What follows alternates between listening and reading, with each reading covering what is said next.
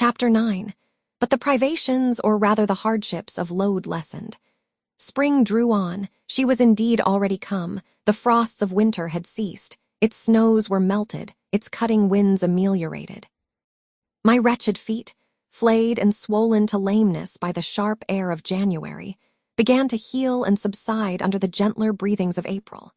The nights and mornings, no longer by their Canadian temperature, froze the very blood in our veins. We could now endure the play hour passed in the garden. Sometimes on a sunny day it began even to be pleasant and genial, and a greenness grew over those brown beds, which, freshening daily, suggested the thought that hope traversed them at night and left each morning brighter traces of her steps. Flowers peeped out amongst the leaves, snowdrops, crocuses, purple auriculas, and golden-eyed pansies. On Thursday afternoons, half-holidays, we now took walks and found still sweeter flowers opening by the wayside under the hedges. I discovered, too, that a great pleasure, an enjoyment which the horizon only bounded, lay all outside the high and spike-guarded walls of our garden. This pleasure consisted in prospect of noble summits girdling a great hill hollow, rich in verdure and shadow. In a bright beck, full of dark stones and sparkling eddies. How different had this scene looked when I viewed it laid out beneath the iron sky of winter, stiffened in frost, shrouded with snow. When mists as chill as death wandered to the impulse of east winds along those purple peaks, and rolled down and home till they blended with the frozen fog of the beck. That beck itself was then a torrent, turbid and curbless. It tore asunder the wood and sent a raving sound through the air, often thickened with wild rain or whirling sleet. And for the forest on its banks, that showed only ranks of skeletons. April advanced to May. A bright, serene May it was, days of blue sky, placid sunshine, and soft western or southern gales filled up its duration. And now vegetation matured with vigor, load shook loose its tresses. It became all green, all flowery. Its great elm, ash, and oak skeletons were restored to majestic life.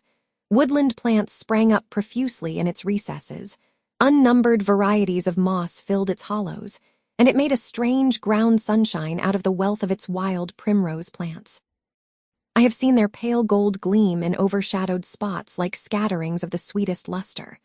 All this I enjoyed often and fully, free, unwatched, and almost alone. For this unwanted liberty and pleasure there was a cause, to which it now becomes my task to advert.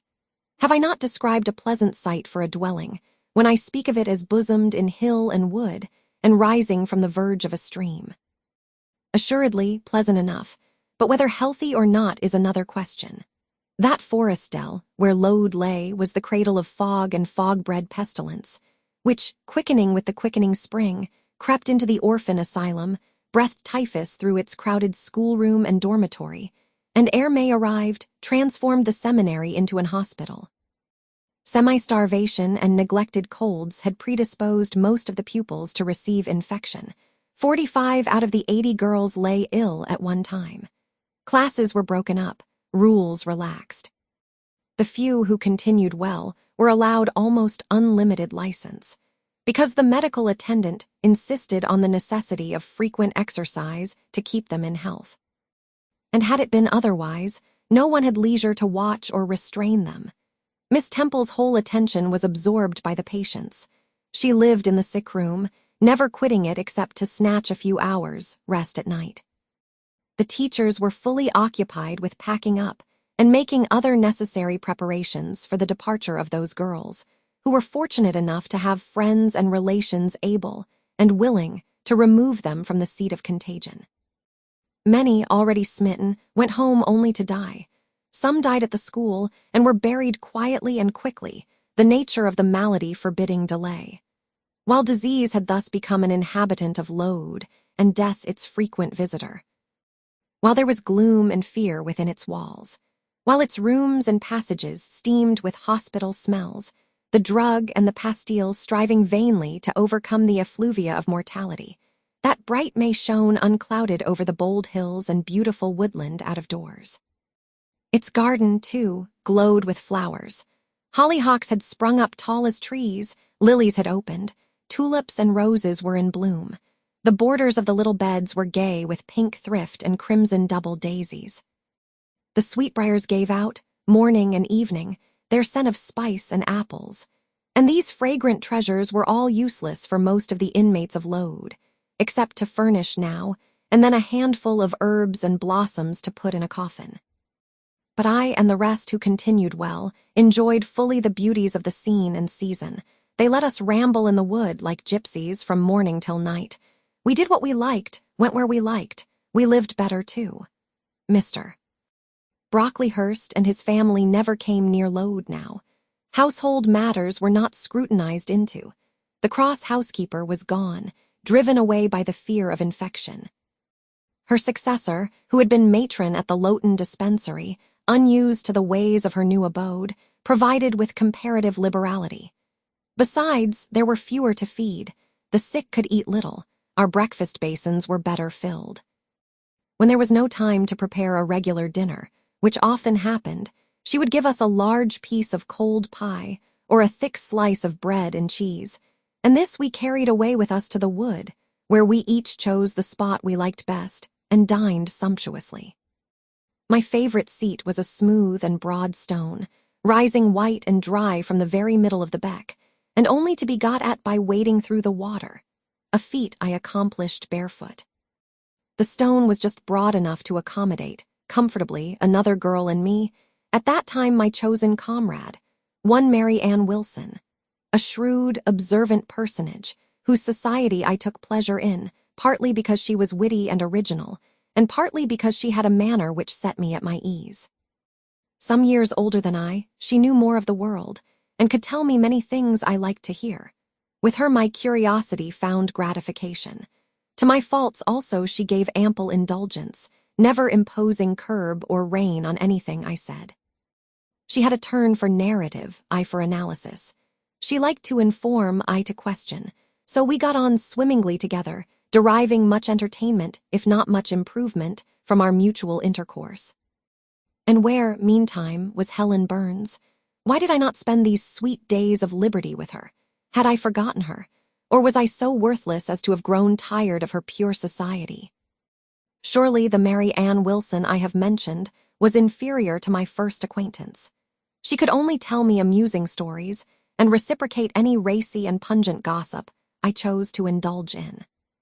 While, if I have spoken truth of Helen, she was qualified to give those who enjoyed the privilege of her converse a taste of far higher things. True, reader, and I knew and felt this. And though I am a defective being, with many faults and few redeeming points, yet I never tired of Helen Burns, nor ever ceased to cherish for her a sentiment of attachment, as strong, tender, and respectful as any that ever animated my heart. How could it be otherwise, when Helen, at all times and under all circumstances, evinced for me a quiet and faithful friendship, which ill humor never soured, nor irritation never troubled? But Helen was ill at present. For some weeks she had been removed from my sight to I knew not what room upstairs. She was not, I was told, in the hospital portion of the house with the fever patients, for her complaint was consumption, not typhus. And by consumption I, in my ignorance, understood something mild, which time and care would be sure to alleviate. I was confirmed in this idea by the fact of her once or twice coming downstairs on very warm, sunny afternoons, and being taken by Miss Temple into the garden. But on these occasions, I was not allowed to go and speak to her. I only saw her from the schoolroom window, and then not distinctly, for she was much wrapped up and sat at a distance under the veranda. One evening, in the beginning of June, I had stayed out very late with Mary Ann in the wood. We had, as usual, separated ourselves from the others, and had wandered far. So far that we lost our way, and had to ask it at a lonely cottage, where a man and woman lived, who looked after a herd of half-wild swine that fed on the mast in the wood. When we got back, it was after moonrise. A pony, which we knew to be the surgeon, was standing at the garden door. Mary Ann remarked that she supposed someone must be very ill, as Mr. Bates had been sent for at that time of the evening. She went into the house. I stayed behind a few minutes to plant in my garden a handful of roots I had dug up in the forest, and which I feared would wither if I left them till the morning. This done, I lingered yet a little longer. The flowers smelt so sweet as the dew fell.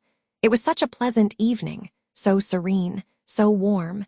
The still glowing west promised so fairly another fine day on the morrow. The moon rose with such majesty in the grave east. I was noting these things and enjoying them as a child might, when it entered my mind as it had never done before. How sad to be lying now on a sick bed, and to be in danger of dying. This world is pleasant. It would be dreary to be called from it, and to have to go who knows where.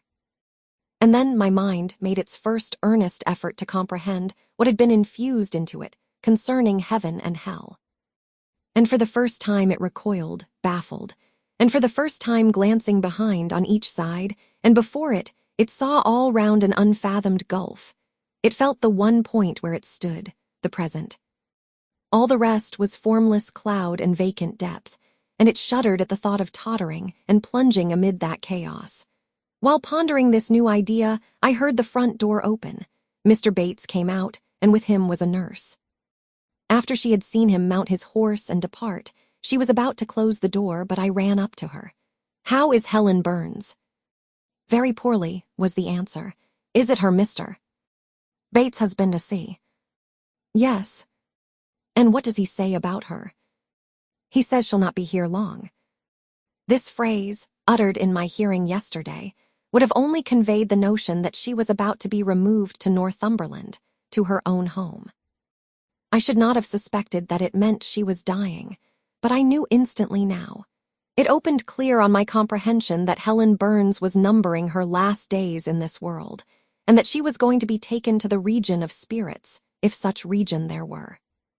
I experienced a shock of horror, then a strong thrill of grief, then a desire, a necessity to see her, and I asked in what room she lay. "She is in Miss Temple's room," said the nurse. "May I go up and speak to her?" "Oh no, child. It is not likely, and now it is time for you to come in. You'll catch the fever if you stop out when the dew is falling." The nurse closed the front door.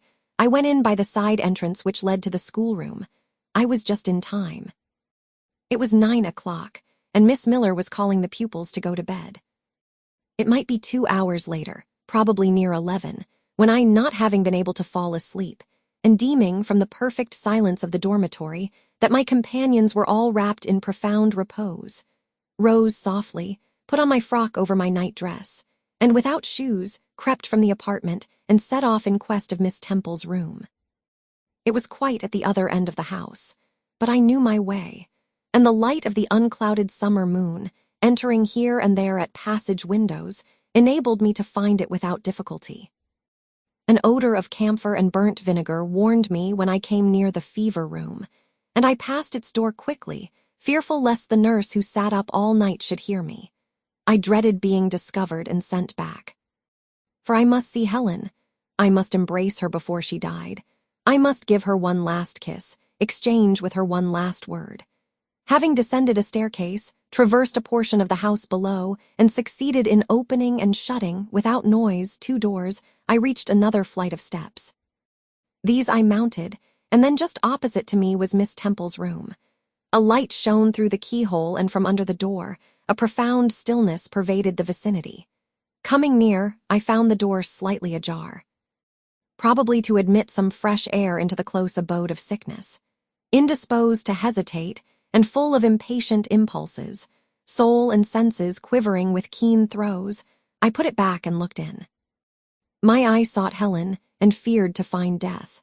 Close by Miss Temple's bed, and half covered with its white curtains, there stood a little crib. I saw the outline of a form under the clothes, but the face was hid by the hangings. The nurse I had spoken to in the garden sat in an easy chair asleep. An unsnuffed candle burnt dimly on the table. Miss Temple was not to be seen. I knew afterwards that she had been called to a delirious patient in the fever room. I advanced, then paused by the crib side. My hand was on the curtain, but I preferred speaking before I withdrew it. I still recoiled at the dread of seeing a corpse. "Helen," I whispered softly, "are you awake?" She stirred herself, put back the curtain, and I saw her face, pale, wasted, but quite composed.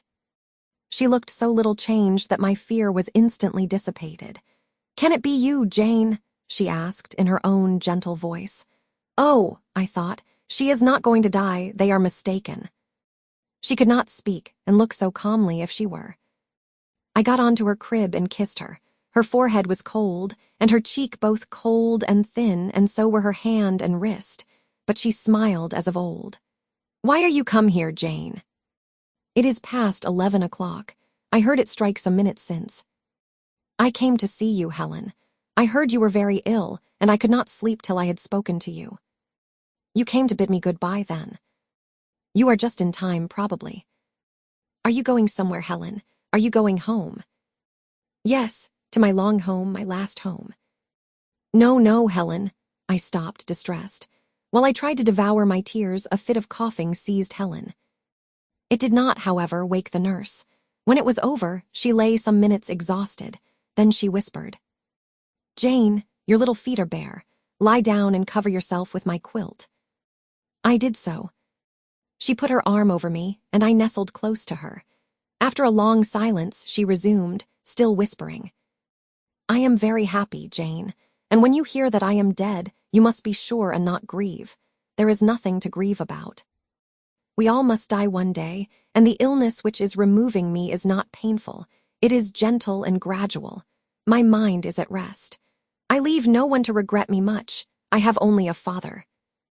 And he is lately married, and will not miss me. By dying young, I shall escape great sufferings. I had not qualities or talents to make my way very well in the world. I should have been continually at fault. But where are you going to, Helen? Can you see? Do you know?" "I believe, I have faith, I am going to God." "Where is God? What is God?" "My Maker and yours, who will never destroy what he created. I rely implicitly on his power, and confide wholly in his goodness. I count the hours till that eventful one arrives which shall restore me to him, reveal him to me." "You are sure, then, Helen, that there is such a place as heaven, and that our souls can get to it when we die?" "I am sure there is a future state. I believe God is good. I can resign my immortal part to him without any misgiving. God is my Father. God is my friend. I love him. I believe he loves me." "And shall I see you again, Helen, when I die?" "You will come to the same region of happiness. Be received by the same mighty, universal parent, no doubt, dear Jane." Again I questioned, but this time only in thought. "Where is that region? Does it exist?" And I clasped my arms closer round Helen. She seemed dearer to me than ever. I felt as if I could not let her go. I lay with my face hidden on her neck. Presently she said, in the sweetest tone, "How comfortable I am.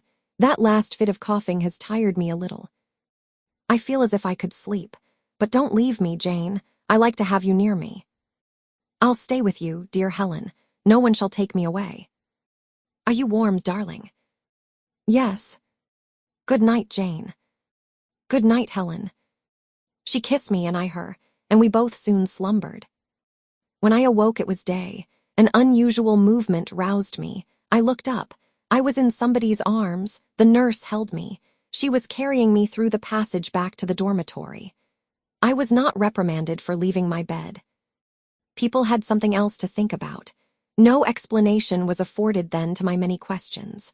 But a day or two afterwards, I learned that Miss Temple, on returning to her own room at dawn, had found me laid in the little crib.